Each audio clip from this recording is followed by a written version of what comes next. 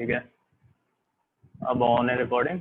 Thumb rule अपने convenience के लिए बना लेते हैं। जैसे मान के चलो कि मैं कोई डिस्टेंस ट्रेवल कर रहा हूँ, मेरे पास कोई इक्विपमेंट नहीं है, बस एक वॉच है। तो मैं अपने घर से चला, मान के चलो यहाँ से पूसा के लिए गया, तो 4.5 किलोमीटर के आसपास है पूसा यहाँ से। तो मुझे लगा मान के चलो 15, 20, 30 मिनट जो भी लगा, ठीक है, 30 मिनट सपोज, ठीक है। तो ये कोई फिक्स तो है नहीं, ये मैं डेली जाता हूँ, तो एक मैंने अपनी कन्वीनियंस के लिए कह दिया कि मतलब पूसा से यहाँ तक आने में 30 मिनट लगते हैं, ठीक है। ये कोई एग्जैक्ट वैल्यू तो है नहीं कि मैंने मेजर किया, क्योंकि ना मुझे अपनी स्पीड पता है, किस स्पीड में कभी मैं तेज जाऊंगा कभी धीरे जाऊंगा। तो ये किससे आता है, ये एक्सपीरियंस आता है। मतलब मैं रेगुलरली 1 मंथ 2 मंथ 3 मंथ के लिए गया, तो उस चीज से आते हैं थंब रूल, ठीक है। ये कोई ऐसा फिक्स वैल्यू नहीं होती, बट इनमें जो भी पढ़ोगे ना तुम, वो पढ़ोगे mostly empirical formula. Empirical formula याद रखने होते हैं, ये प्रैक्टिकल परफॉर्म होते हैं, उसके बाद एम्पेरिकल फॉर्मूला निकल के आते हैं, ठीक है। तो सबसे पहले डेप्थ के लिए, डेप्थ ऑफ शैलो फुटिंग कैसे कैलकुलेट करते हैं, तो डेप्थ ऑफ शैलो फुटिंग के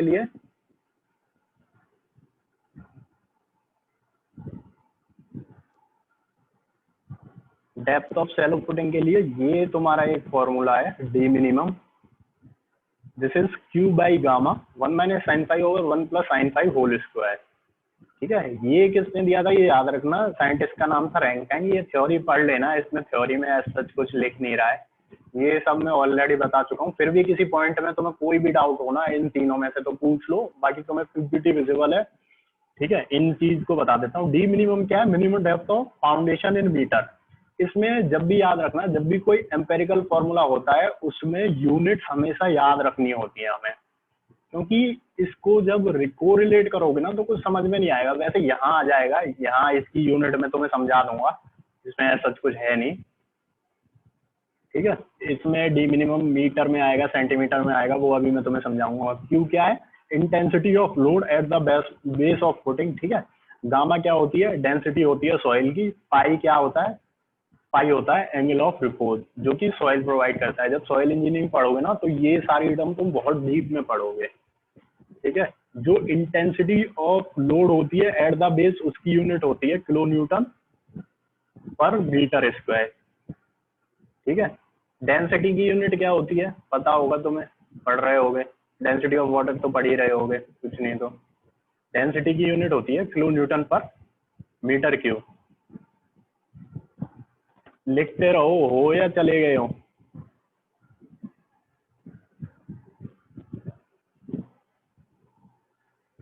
एम आई ऑडिबल और नॉट,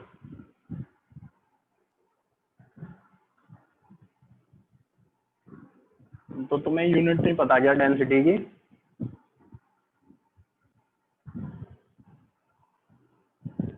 ठीक है। तो अब क्यू की यूनिट क्या है, kilo newton per metre square, और गामा की यूनिट क्या है, kilo newton per metre cube.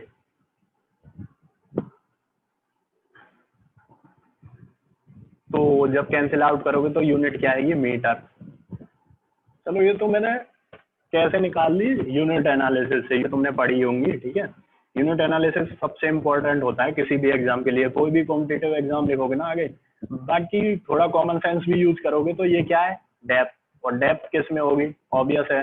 Length किस में होती है, मीटर में, तो डेप्थ किस में होगी, मीटर में। तो ये डेप्थ ऑफ फुटिंग होगी। अब इसमें किसी को डाउट, किसी को भी पाई वगैरह तुम यार उसमें पढ़ोगे तो मैं इतना डीप में जा नहीं रहा, नहीं फिर पाई पे ही मैं पूरी क्लास खत्म कर दूंगा, कोई फायदा नहीं होगा। बाकी कोई आएगा क्वेश्चन मेरी, पहले तो मेरे इसमें कोई वो है ही नहीं न्यूमेरिकल, सारा थ्योरेटिकल है, ये लिखने को ही आएंगी, स्टेप्स आएंगी तो। और बाकी अभी तक किसी को कोई डाउट, कोई भी,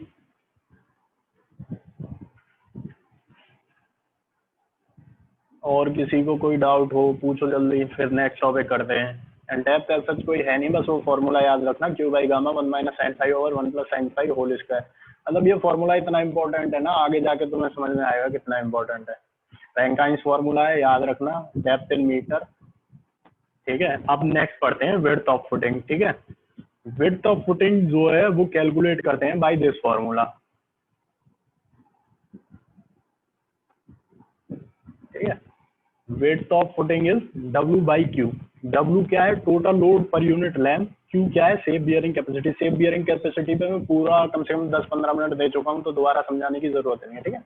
लोड पर यूनिट लेंथ तुम्हें समझ में आता है अभी या नहीं आता है, ये बताओ, क्योंकि तुम लोग सोम वोम पढ़ रहे हो तो थोड़ा बहुत आइडिया तो हो ही गया होगा तुम्हें। सो मतलब स्ट्रक्चरल मैकेनिक्स पढ़ रहे हो, लोड पर यूनिट आता है, चलो ठीक है। सबको आता है क्या?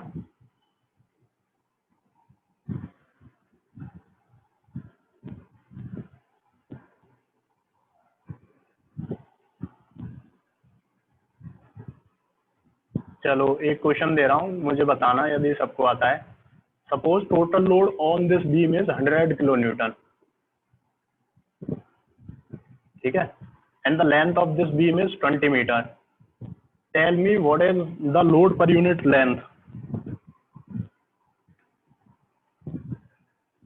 जिन जिनको आता है वो बताओ, फिर मैं समझाता हूँ। 5 kg। आओ kg, आओ यार, यूनिट तो समझा करो पहले, अभी तुम्हें यूनिट ही नहीं समझ में आती है। हाँ 5 किलो न्यूटन पर मीटर, सही है सही है सही है। देखो कैसे निकालते हैं, ठीक है। अभी ये मैंने टोटल लोड दे दिया, मोस्टली ये 5 किलो न्यूटन पर मीटर की फॉर्म में दे रखा होता है। किसी को पता है ऐसे करते क्यों है हम? देखो 100/20, ठीक है। लोड की यूनिट क्या होती है, एक चीज याद रखो, या तो कंसेप्ट याद रखो या यूनिट याद रखो। लोड की यूनिट होती है किलो न्यूटन, और मीटर की यूनिट, वो लेंथ की यूनिट क्या होती है, metre. So 100/20 is 5, so this is 5 kilo newton per metre. अच्छा किसी को ये पता है ये करते क्यों है? कोई भी स्ट्रक्चरल मैकेनिक्स में मतलब एक सिंगल स्टेप भी दिखते हैं ना, तो उसके पीछे भी कुछ ना कुछ रीजन होता है। जैसे यहाँ तो हम थ्योरी पढ़ रहे हैं, अभी भी किसी को कोई डाउट? किसी को कोई डाउट? विड्थ, अच्छा विड्थ कैसे हो गई ये, इसमें तो कोई डाउट ही नहीं होगा। ये इसकी यूनिट क्या है, किलो न्यूटन पर मीटर। इसकी यूनिट क्या है, किलो न्यूटन पर मीटर इसका। तो क्या यूनिट बची, मीटर। अब ये पता है क्या डिजाइन हो गया, एक दिन मैंने तुम्हें समझाया था, ये लोड आ रहा होगा ऊपर से, ये विड्थ है, ये सपोज लेंथ है इसकी, ठीक है। तो ये विड्थ डिजाइन कर दी हमने इस फॉर्मूले से, ठीक है। अब ऐसा मतलब पर ये क्यों लेते हैं total load per unit length, ये अपने ईज के लिए लेते हैं। अब इसमें ईज वाली क्या बात आ गई, मान के चलो अभी तो मैंने 20 मीटर लेंथ दी थी, अब तुम्हें कोई ऐसे ही कह दे कि 20 kilo newton per metre length है, ठीक है। टोटल लोड जो है किसी बीम पे 20 kilo newton per metre length है, मान के चलो लेंथ दे दे 100 मीटर, तो तुम कैलकुलेट कर सकते हो। यदि कोई तुम्हें दे 100 किलो न्यूटन लोड है, तो तुम्हें उसके लिए लेंथ नोन होनी जरूरी है। ये क्या हो गया, हमें कन्वीनियंस हो गया कि हमें कोई भी डेटा दे दो। मान के चलो मैंने दे दिया 5 किलो न्यूटन पर मीटर, मैं तुमसे पूछ ले लगूँ बताओ 20 मीटर की लेंथ पे कितना लोड होगा, तो तुम इजीली बता दोगे। सुजीत क्या डाउट है? यार जो हैंड रेज कर रहे हैं वो डाउन भी कर लिया करो, जैसे मनमोहन का तभी से ऑन है, या तो उसे कुछ समझ नहीं आ रहा है या उसका डाउट क्लियर नहीं हो रहा है। इसमें किसी को विड्थ में किसी को डाउट कोई?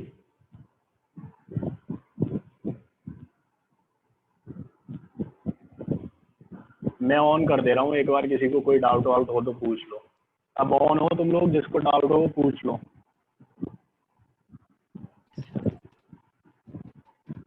किसी को कोई डाउट?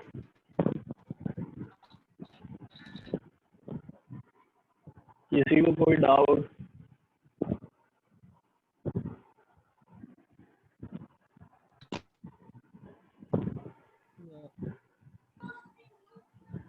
सर करना क्या है विड्थ में? इसमें क्या करना है?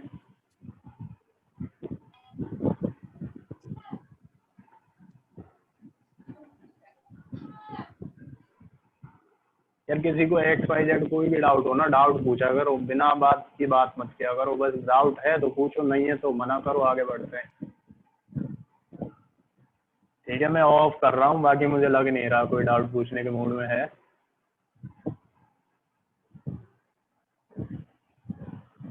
ठीक है, अब ये तीसरा है, ये डेप्थ है, ठीक है। अब जो डेप्थ है ना फुटिंग की, वो 3 पैरामीटर्स पे डिपेंड करता है कि कौन किस टाइप की यूज करी है। अब ये जो टाइप ऑफ कंक्रीट है ना, ये आरसीसी में बहुत डीप में पढ़ोगे तो उनकी 25 है, वो है। ये जो टाइप ऑफ कंक्रीट है ना, ये मिक्स पे डिपेंड है। जितना स्ट्रॉन्ग मिक्स हम जनरेट करेंगे उतनी इसकी स्ट्रेंथ बढ़ती जाती है। ठीक है। Offset of the concrete block beyond the lower most core. Offset का मैंने तुम्हें बताया ही था। ऑफसेट क्या होता है? जैसे ये फुटिंग है, ये जो चीज होती है, ये चीज होती है ऑफसेट। ठीक है। This is generally 150 mm for lower most.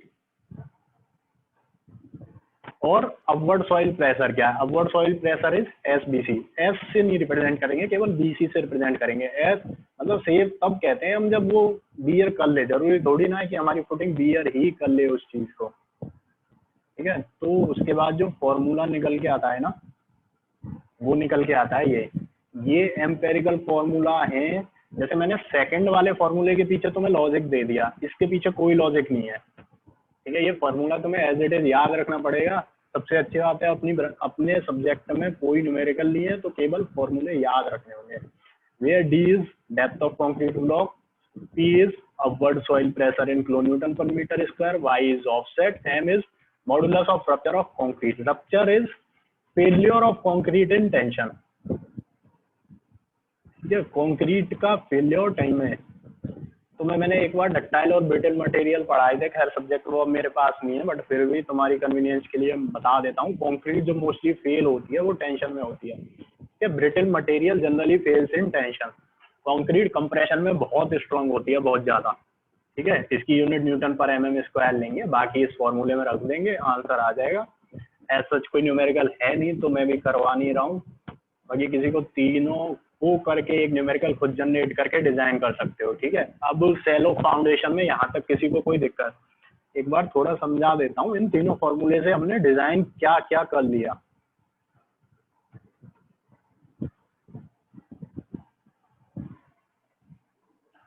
देखो, एक तो ये डेप्थ डिजाइन हो गई तुम्हारी। ठीक है। एक ये तुम्हारी विड्थ डिजाइन हो गई। ठीक है। और एक तुम्हारी ये जो कंक्रीट ब्लॉक नीचे देते हैं, I am representing this by D C. ठीक है। ये तीन चीज तुम्हारी डिजाइन हो गई।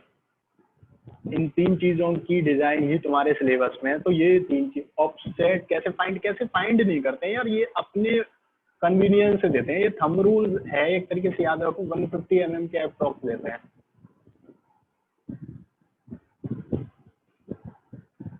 इसको फाइंड करने का कोई तरीका नहीं है, कोई हार्ड पास रूल नहीं है। या तो कोडल प्रोविजन होगा, कोड में दे रखा होगा कुछ ना कुछ, या फिर ऐसे फाउंड करते हैं। अभी किसी को कोई डाउट?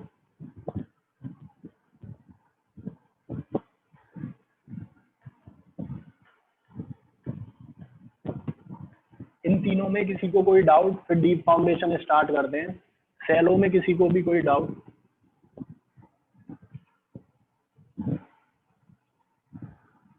हाँ पूछो, जिसको भी जो डाउट है। अनम्यूट कर दिया है मैंने तुम लोगों को।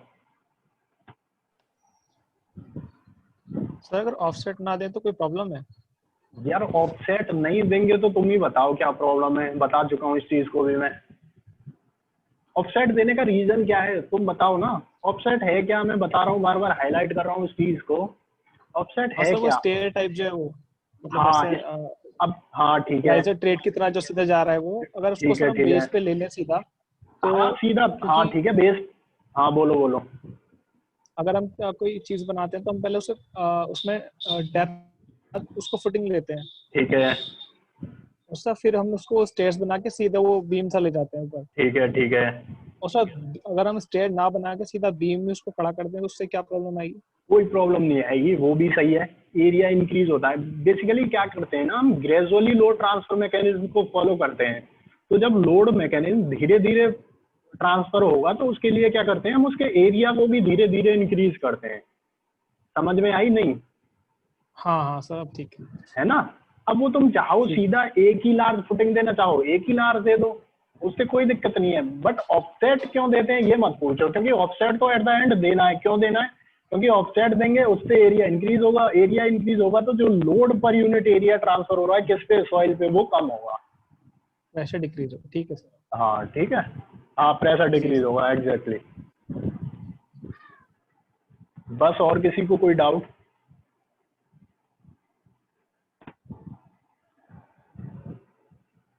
स्टार्ट करें नेक्स्ट टॉपिक, या अभी भी किसी को कोई डाउट है?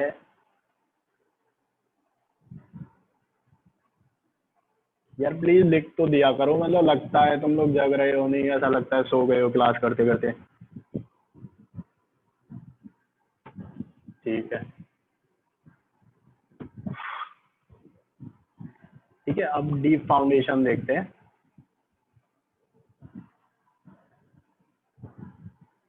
देखो डीप फाउंडेशन में क्या होता है, अब ये मैं बता चुका हूँ। डीप फाउंडेशन के लिए रिलेशन तुम्हें याद रखना है, depth by width ratio is always greater than 1।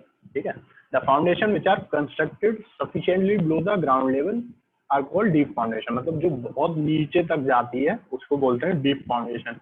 अब डीप फाउंडेशन देने के कई रीजन है, या तो हमारी बिल्डिंग हाइट बहुत ज्यादा है, मतलब 20-30 स्टोरी बिल्डिंग्स बना रहे हैं, या फिर आप ब्रिजेस वगैरह बना रहे हैं, वाटर पे कंस्ट्रक्ट कर रहे हैं। तो क्या होता है, जो अपर सॉइल होती है ना, जैसे सॉइल की डिफरेंट लेयर्स होती हैं, मान के चलो ये सॉइल है हमारी फाउंडेशन के नीचे, जैसे सॉइल, ठीक है।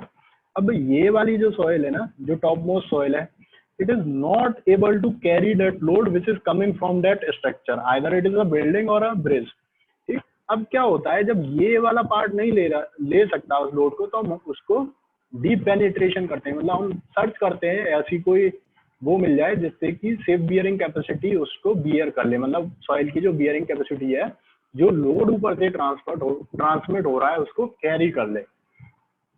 तो इसलिए हम लोग क्या करते हैं, डीप फाउंडेशन देते हैं। ठीक है, अब डीप फाउंडेशन जो होता है, डीप फाउंडेशन 3 तरह की होती है। डीप फाउंडेशन में पाइल होती है एक, pile is one of the most important deep foundation, यही हम पढ़ेंगे, यही हमारे सिलेबस में है। ठीक है, एक पियर होता है, एक कैशियन, और या फिर वेल फाउंडेशन होता है। वेल फाउंडेशन मोस्टली तुमने देखा होगा, वाटर स्ट्रक्चर होते हैं उनमें देते हैं पानी के अंदर। ये बेसिकली क्या करता है, वाटर को ऑब्स्ट्रक्ट करता है उसमें जाने से, तो मोस्टली ये वाटर वगैरह जहाँ होता है उसमें देते हैं। ठीक है, पियर फाउंडेशन और पाइल फाउंडेशन मोस्टली एक में ही दे देते हैं। पियर फाउंडेशन में क्या करते हैं, पियर फाउंडेशन जो है वो लार्ज कॉलम होता है, ठीक है, और पाइल जो होती है वो स्मॉल स्मॉल नंबर में देते हैं हम, मतलब 2 pile 4 pile, minimum number of pile किसी भी स्ट्रक्चर के नीचे देते हैं 3। याद रखना है, ये भी एमसीक्यू का क्वेश्चन है, minimum number of piles required. जब ग्रुपिंग करते हैं ना पाइल्स की, एक तो देते हैं, मतलब जैसे जब ग्रुपिंग नहीं करेंगे, सिंगल पाइल देनी है तो दे सकते हैं, लेकिन whenever we are going for grouping, तो minimum number of pile required are 3। इसमें अभी तक कोई डाउट? अब हमें पाइल पाइल पढ़ना है, तो और को ज्यादा डीप में मैंने बताया नहीं, कभी कोई डेफिनेशन आ जाए तो लिख देना। पियर क्या होता है, जब लार्ज कॉलम होता है उसको पियर्स बोलते हैं। कैशियन और वेल फाउंडेशन क्या होता है, वेल फाउंडेशन जैसा नेम सजेस्ट करता है, it is in the form of well, it is providing इन, किसमें देते हैं इनको, ब्रिजेस के नीचे जब वाटर स्ट्रक्चर्स होते हैं। ठीक है, तो ये वाटर को ऑब्स्ट्रक्ट कर देता है, मतलब रोक देता है, हिंड्रेंस प्रोवाइड करता है, तो हमारा स्ट्रक्चर जो है वो सेफ रहता है। किसी को कोई डाउट?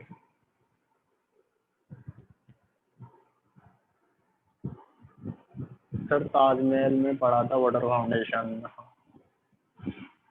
नो सर, इसका ज़्यादा यूज़ माउंटेन एरिया में होता है ना। किसका ज़्यादा यूज़ माउंटेन एरिया में होता है? डीप फाउंडेशन को कहीं भी दे सकते हैं, सच कोई मतलब एरिया वाइज डिफाइन नहीं होता है। पाइल भी दे सकते हैं माउंटेन एरिया में, ऐसा कुछ नहीं है।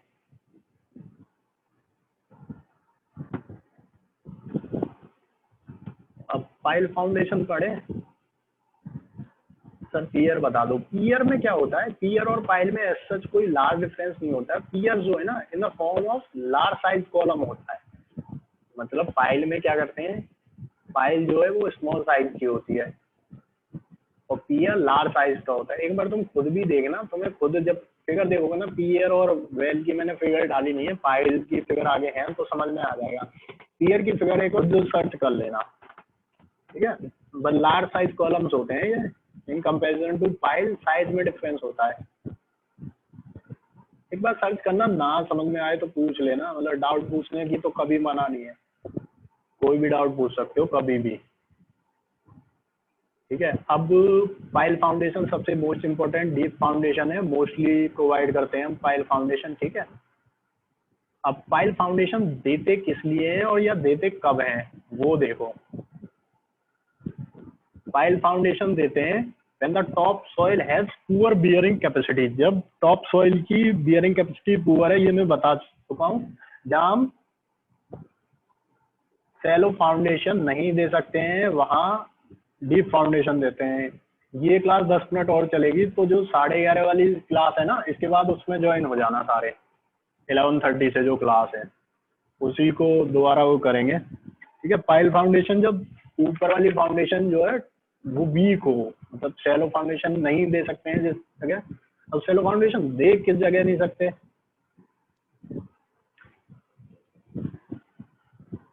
बताओ शैलो फाउंडेशन कहाँ नहीं दे सकते हैं?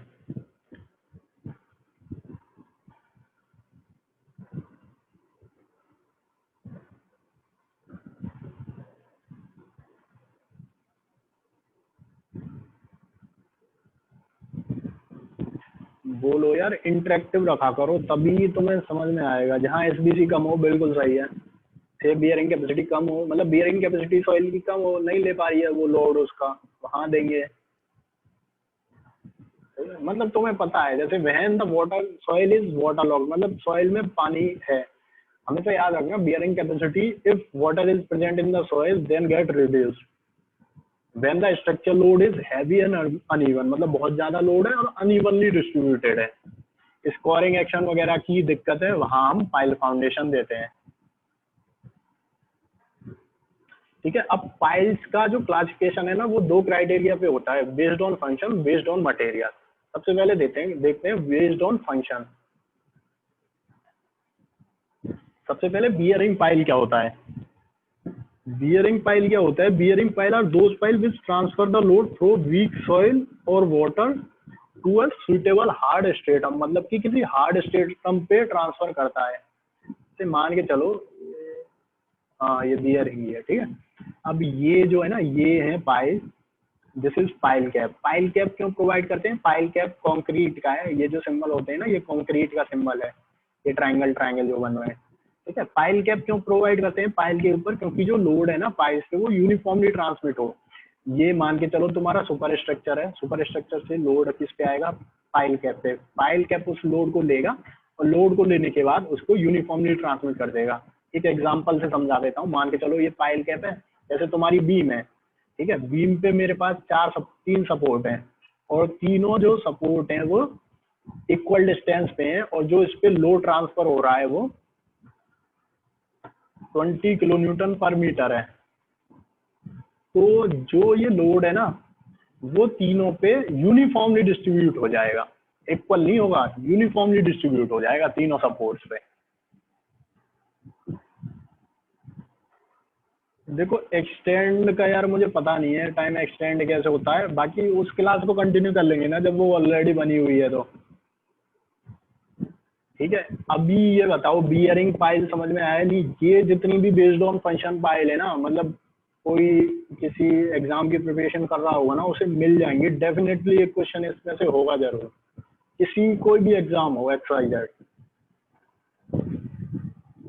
क्लास का टाइम एक्सटेंड यार इसी को खत्म करेंगे, उसको ज्वाइन कर लेंगे क्योंकि 11:30 होने वाले हैं, 11:30 से वो है ही है अपने क्लास। ठीक है, बियरिंग पाइल में किसी को कोई डाउट?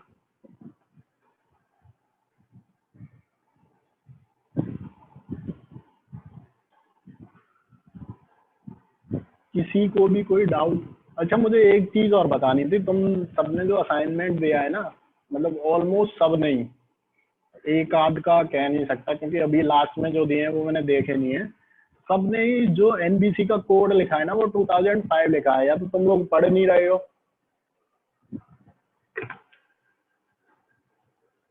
एनबीसी का कोड मैंने हाईलाइट करके बताया था कि 2016 है, जो अब रिसेंटली हम फॉलो कर रहे हैं, और ऑलमोस्ट सब ने 2005 लिखा हुआ है।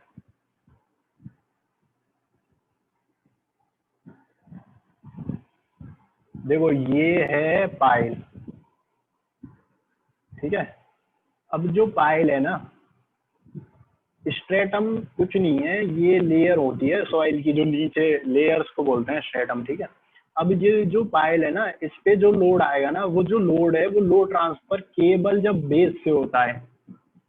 When the load transfer is only done by base to the soil, then it is called as bearing pile. पढ़ो एक बार डेफिनेशन, फिर भी अभी भी नहीं समझ में आ रहा तो दोबारा बता दूंगा।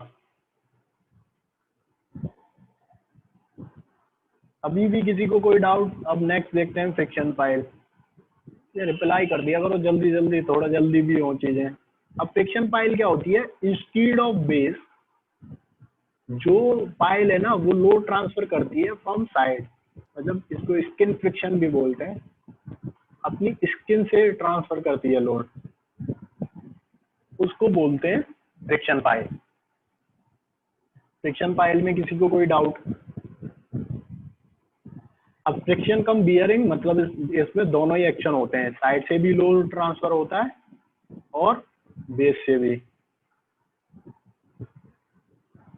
अच्छा अच्छा यार देखो, यदि मैं तुम्हें वैसे माइक ऑन कर दूंगा ना तो फिर तुम, कुछ लोग ऊधम ज्यादा मचाते हैं, इस चक्कर में माइक ऑन नहीं करता हूँ। कोई ना, बता दिया करो, बस नहीं समझ में आ रहा है ना तो रोक दिया करो। टॉपिक पे जाते हैं ना फिर कंटिन्यूटी ब्रेक हो जाती है, इसलिए कह रहा हूँ।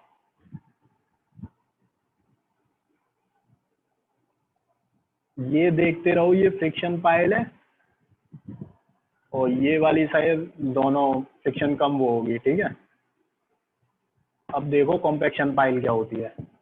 Compaction piles are used to compact the load, ठीक है, मतलब जो सॉइल है उसके नीचे उसको कॉम्पैक्ट करने के काम आती है। जैसे लूज ग्रेनुलर सॉइल होती है नीचे, तो उसको कॉम्पैक्ट करती है कॉम्पैक्शन पाइल, ठीक है। इससे क्या होता है, जब सॉइल कॉम्पैक्ट होती है ना, सॉइल कॉम्पैक्ट होने का क्या मतलब है, उसके बीच के वॉइड जो खाली स्पेस होता है वो बढ़ता है।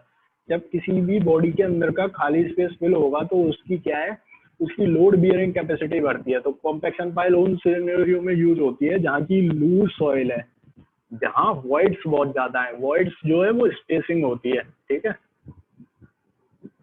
अब सीट पाइल क्या होता है? सीट पाइल जो है वो रिटेन करने के काम आता है। सीट पाइल स्ट्रक्चर को रिटेन करने के काम आता है। सीट पाइल ये है,